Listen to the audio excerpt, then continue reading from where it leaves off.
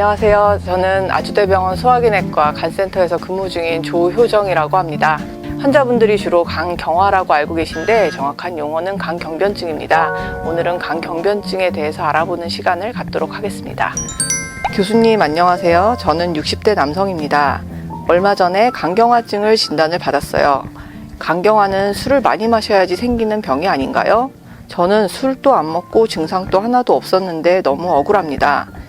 간경화란 간의 염증이 오랜 시간 지속이 되면서 정상 간 조직이 섬유화 조직으로 대체되면서 쉽게 말해서 흉터 조직이 간에 축적이 되면서 간이 굽고 울퉁불퉁해지는 질환을 간경화라고 합니다. 술, 담배를 하지 않더라도 다른 원인으로 인해서 지속적으로 간 손상이 발생하는 경우에는 간경변증으로 진행할 수가 있습니다. 만성 B형 간염, 만성 C형 간염과 같은 바이러스 간염, 알코올성 간염, 자가면역성 간염, 여러 가지 약물이나 독성 물질에 의한 독성 간염, 그리고 다양한 윌슨병과 같은 기타 간 질환 등으로 인해서 지속적으로 간 손상이 발생하는 경우에 간경변증으로 진행을 할 수가 있습니다. 또 최근에는 대사증후군, 비만 환자들이 늘어나면서 비알코올성 지방간염 유병률이 점점 증가하고 있고 그로 인한 간경변증 환자들이 점점 늘어나는 추세입니다. 이 질문자분께서 증상이 하나도 없는데 진단을 받았다고 했는데요. 간경변증의 초기에는 대부분 증상이 없습니다. 근데 왜 사람들은 필요하다 그러면 간 때문이라고 생각할까요? 간 때문이... 저는 차두리 효과인 것 같습니다.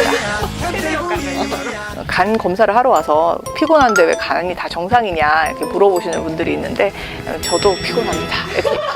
이렇게. 그럼 아세요? 대부분 아무 말도 안 하고 돌아가시죠. 저도 피곤해요. 제가 어릴 때부터 과음과 폭음을 즐겨해서 간이 성치 않을 것 같은데요. 간경화증은 어떤 검사를 해야 알 수 있을까요? 방치하면 생기는 합병증이 있나요? 간경변증도 조기에 발견하고 잘 관리하는 경우에는 합병증 없이 잘 관리를 할 수가 있습니다. 간 손상을 방치해서 지속적으로 간 손상이 발생하는 경우에 비대상성 간경변증이라고 말기 간경변증으로 진행을 하게 되는데 그 경우에 복수나 부종 그리고 간성 혼수, 정맥류 출혈과 같은 다양한 증상들이 발생할 수 있습니다. 그리고 간암이 발생돼서 오시는 경우도 있습니다. 건강검진에서 간 수치가 상승되었다라는 이야기를 듣는 경우가 진짜 많잖아요. 이런 경우에 간경화증과 관련이 있을까요? 간 수치가 일시적으로 올라가는 경우도 많기 때문에 지속적이지 않은 경우에는 조금 경과 관찰을 하실 수 있는데 지속적으로 계속 6개월 이상 간 수치가 반복적으로 올라가 있는 경우에는 간 이미지 검사, 간 섬유화 검사 등을 진행을 해야 됩니다. 간 이미지 검사에는 간 초음파 검사, 간 CT 검사 등이 있고 섬유화를 평가하기 위한 검사에는 섬유화 스캔 검사 등이 있습니다. 간경변증으로 진단을 받게 되면 우선 지속적인 간 손상을 유발하는 원인에 대한 치료를 하게 됩니다. B형 간염이나 C형 간염이 있는 환자분들은 항바이러스 약제를 투여를 받게 되고 알코올성 간염인 환자의 경우에는 금주를 하셔야 합니다.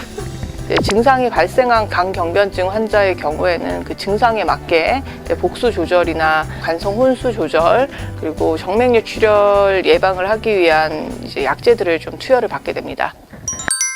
어머니께서 간경화증을 진단을 받으셔서 관리를 하려고 합니다. 특별히 주의해야 하는 생활 습관이 있으면 알려주세요. 간경화증 환자의 식단 관리는 첫 번째로는 근소실 방지를 위해서 고열량 그리고 고단백식이 그리고 자주 드시는 거, 야식을 포함해서 하루 6끼 정도는 좀 드시도록 권고를 하고 있습니다. 6끼요? 그렇죠. 간식까지. 회복시키기 위해서 굉장히 많은 열량이 필요합니다. 그래서 환자들이 가만히 숨만 쉬어도 근손실이 발생되고 이화작용이 굉장히 활발하게 진행이 되기 때문에 이렇게 굉장히 잘 챙겨 드시지 않으면 지속적으로 근소실이 발생하게 됩니다. 근육량에 따라서 간경변증 환자분들의 삶의 질과 그리고 장기 예후가 달라질 수 있기 때문에 근소실을 방지를 하셔야 됩니다. 특히 복수가 있고 부종이 있는 환자분들은 반드시 저염식 하셔야 됩니다. 소주 말고 다른 술은 괜찮다라는 말이 있던데 사실인가요? 전혀 사실이 아닙니다. 모든 종류의 알코올은 간경변증 환자들은 마시면 안 됩니다.